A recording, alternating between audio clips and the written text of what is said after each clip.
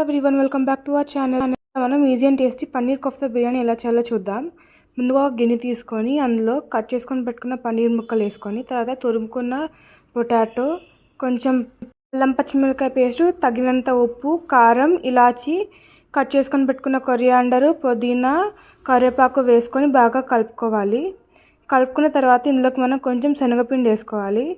ఇంకా శనగపిండితో పాటు మనం ఇక్కడ రాగి ఇంకా జొన్న పిండి కూడా వేసుకుంటున్నాము. కలుపుకున్న తర్వాత మనం ఇవి రౌండ్ బాల్స్ షేప్లో చేసుకోవాలి. ఇలా చూపించిన విధంగా చేసుకున్న తర్వాత మనం ఒక ప్యాన్ తీసుకొని వేడెక్కిన తర్వాత ఈ బాల్స్ని నెమ్మదిగా వేసుకుంటూ కాల్చుకోవాలి. విధంగా కాల్చుకున్నాం. ఇప్పుడు ఒక గిన్నె తీసుకుని అందులో కొంచెం నీళ్లు వేసుకొని తర్వాత బిర్యానీ ఆకు, దాల్చిన చెక్క, అనాస పువ్వు, సోంపు, సాజీరా, కట్ చేసుకొని పెట్టుకున్న 4 నుంచి 3 గ్రీన్ చిల్లీస్, ఉప్పు, కొంచెం ఆయిల్ వేసుకొని తర్వాత బియ్యాన్ని సోక్ చేసుకొని పెట్టుకోవాలి. ఇక్కడ మనం 5 కప్పులు తీసుకున్నాం. తర్వాత ఒక ప్యాన్ తీసుకుని అందులో కొంచెం ఆయిల్ వేసుకొని దాల్చిన చెక్క, బిర్యానీ ఆకు, లవంగాలు వేసుకోవాలి. కట్ చేసుకొని పెట్టుకున్న ఉల్లిపాయలు, అల్లం వెల్లుల్లిపాయ పేస్ట్ వేసుకోవాలి.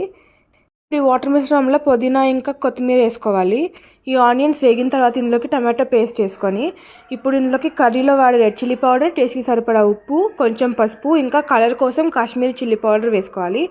గరం మసాలా, జీరా పౌడర్, ఇంకా ధనియా పౌడర్, కొంచెం ఇలాచీ వేసుకున్న తర్వాత కలుపుకోవాలి. ఈ వాటర్లోకి మనం ఇప్పుడు సోక్ చేసుకుని పెట్టుకున్న బియ్యాన్ని నెమ్మదిగా వేసుకోవాలి. ఇప్పుడు మనం ఈ ప్యాన్లో కొత్తిమీర, కరివేపాకు, పుదీనా, ఇంకా కొంచెం బటర్ వేసుకొని కలుపుకోవాలి. వేగిన తర్వాత ఇప్పుడు ఇందులోకి మనం కొంచెం పెరుగు వేసుకొని కలుపుకోవాలి.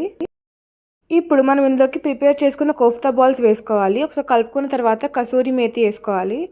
ఇప్పుడు ఇందులో కొంచెం పాలు వేసుకుంటా కలుపుకోవాలి. తర్వాత ఇందులోకి కొంచెం సపరేట్గా తీసి పక్కన పెట్టుకోవాలి. పెట్టుకున్న తర్వాత కడాయిలో ఉన్న దాంట్లో మనం ఇందాక ప్రిపేర్ చేసుకున్న రైస్ని అయితే నెమ్మదిగా ఒక లేయర్ వేసుకున్న తర్వాత దాని మీద కొంచెం పాలు వేసుకోవాలి. ఇప్పుడు మనం ప్లేట్లో తీసుకొని పెట్టుకున్న కోఫ్తా కర్రీని ఇందులో వేసుకొని సెకండ్ లేయర్ ఆఫ్ రైస్ వేసి కొంచెం పాలు, రోజ్ వాటర్ వేసుకోవాలి. బాగా స్ప్రెడ్ చేసుకున్న తర్వాత ఇప్పుడు మనం ఇవి వేసుకున్న తర్వాత మూత పెట్టేసుకోవాలి. జనరల్గా అయితే చుట్టూ పిండి పెట్టుకుంటాం, మనం వాడే గిన్నెలోకి అయితే అసలు అవసరం లేదు. అంతేనండి, యమ్మీ and tasty paneer kofta biryani ready అయిపోయింది. సండే రోజు వేడిగా కమ్మగా తినేసేయచ్చు, చాలా బాగుంటుంది. ఈ రైస్ కూడా పొరలుగా వచ్చింది అండ్ కోఫ్తా బాల్ ఇంత కూడా ఎరగలేదు, చాలా పర్ఫెక్ట్గా వచ్చింది. మీరు కూడా ట్రై చేసినది కమెంట్ చేయండి, డెఫినెట్గా అందరికీ నచ్చుతుంది, ఎంజాయ్ చేస్తారు. Brinjal masala curry and onion curry రెండు చాలా బాగుంటాయి. బ్రింజల్ మసాలా కర్రీ 4 o'clock వస్తుంది. ఆనియన్ కర్రీ ఆల్రెడీ పోస్ట్ చేసాం, please check it out. Thank you for watching.